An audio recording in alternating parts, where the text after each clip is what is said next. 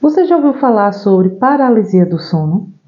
Já passou por uma situação dessa? Vamos falar sobre isso e a gente tentar entender como funciona para que isso não aconteça com frequência, né? A paralisia do sono é um distúrbio do sono que acontece entre a transição do sono entre a vigília. O que é isso? Quando a gente está no sono profundo, que é o que deveria ser o natural para a gente ter um sono tranquilo durante a noite, e aquele sono profundo, né, que a gente atinge o nível máximo do descanso, de profundidade, que é onde acontecem os sonhos, esse nível de sono perfeito, vamos dizer assim.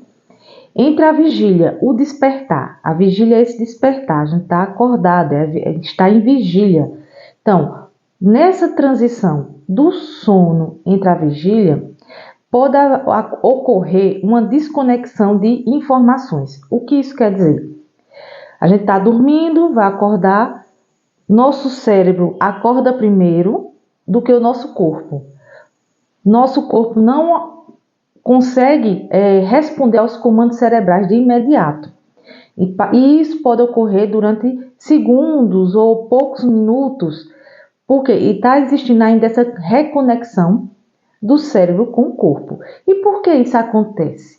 Certo? Durante o processo que a gente está indo dormir à noite, o cérebro já se programa, cria uma programação onde ele vai ter uma alta produtividade cerebral, atividade de produção cerebral, e ele desconecta um pouco, vamos dizer assim, certo? De forma bem simples, essa realidade, essa conexão motora do cérebro. Para que, durante o sono, onde essa atividade cerebral não cause um desgaste físico. Então, existe essa desconexão. E esse processo de retorno, às vezes o cérebro desperta primeiro e o corpo depois. Então, dá essa sensação de paralisia, onde você não consegue mover os braços, as pernas, o corpo, tenta falar e não consegue. Essa a sensação, cientificamente falando, como funciona a paralisia do sono. Só que esse processo de paralisia do sono, em algumas pessoas, causa uma sensação de desespero, pode provocar alucinações. E por que isso acontece? A gente entendeu que é uma conexão entre o cérebro e o corpo.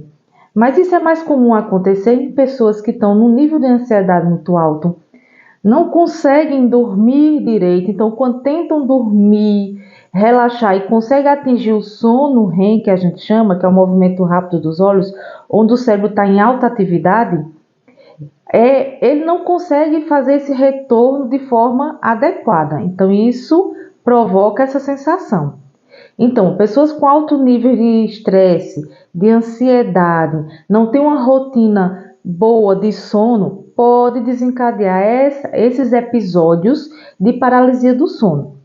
Mas paralisia do sono não é grave, não é uma situação que pode causar sequelas graves, não. Pode sim ter a sensação de alguns desesperos, ansiedades, mas não nenhuma sequela grave fisiologicamente falando, nem psicologicamente, mas só aquela sensação realmente não corresponder e o desespero de achar que o corpo não corresponde às atividades cerebrais, certo? Então, paralisia do sono já é um alerta a esses quadros nossos de ansiedade, estresse e a questão do sono.